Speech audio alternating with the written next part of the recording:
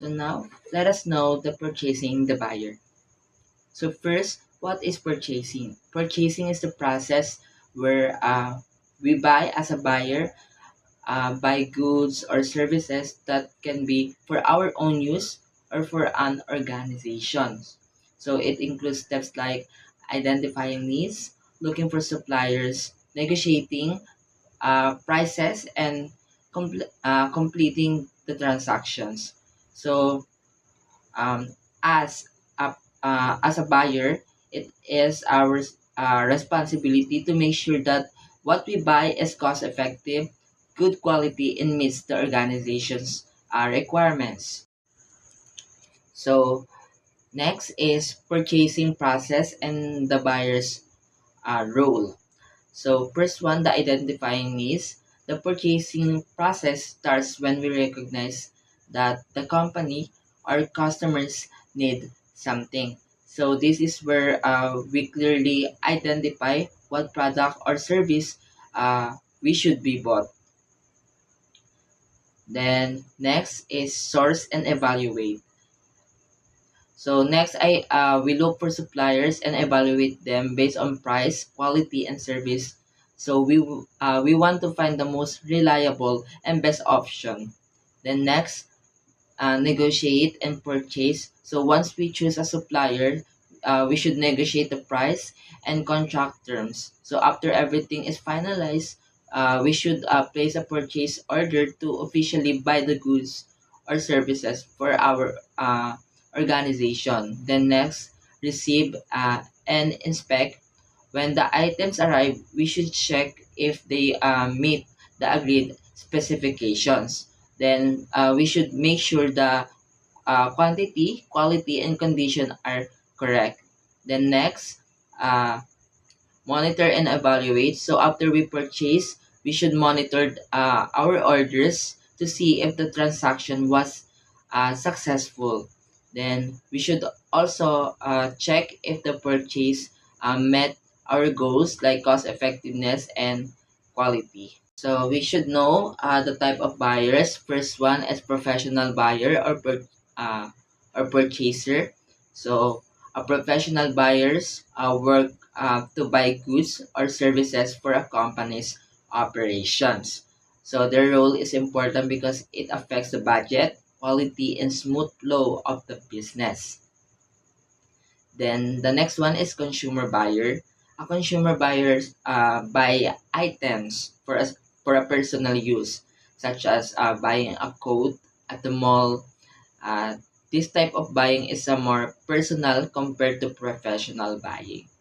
So that would be all for my part. And let's move on to purchasing vendor.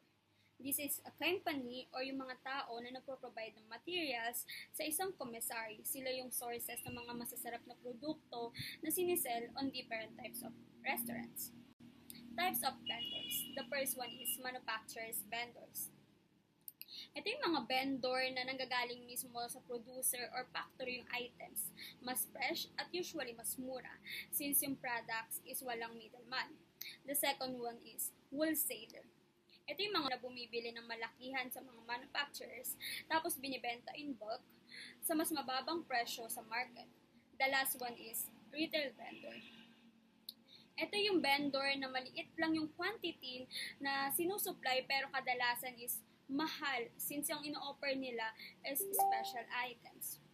That's all for my part. The next reporter is... For this part, I will discuss the vendor selection criteria. These are the guidelines or standards used by the commissary to choose the right vendors or suppliers. The first criterion is product quality. This is important because the quality of ingredients affects the taste, safety, and overall quality of the food. Like for example, if a vendor supplies fresh meat, or kung meron kang mga suppliers na nagde-deliver sa iyo ng fresh meat and vegetables consistently, mas makakasigurado ka na mas masarap at safe yung food na sinaserve. The next one is the price competitiveness. Vendors should offer fair or tama or pantay and reasonable prices that match the quality of their products. Again, for example, if two vendors offer the same quality of price, the commissary will most likely choose the one with lower or more reasonable price to help reduce cost. Another important factor is reliability and punctuality. Vendors should deliver orders on time and in the correct quantity. For instance, if a vendor frequently delivers late, it can delay food preparation or maaaring maantala ang food preparation at maapektuhan ang operations ng isang establishments. We also consider the customer service and support. A good vendor should be easy to contact, responsive to concerns, and willing to fix problems when issues arise. Like for example, if there is wrong or damaged delivery on the delivery, the vendor should be willing to replace it immediately. The last one is the payment and delivery terms. And it is considered because its flexible payment options and clear delivery schedules help the commissary manage expenses and the operations smoothly. For example, a vendor that allows installment payments or scheduled deliveries ay mas madali para sa isang commissary na i-manage ang budget. So to summarize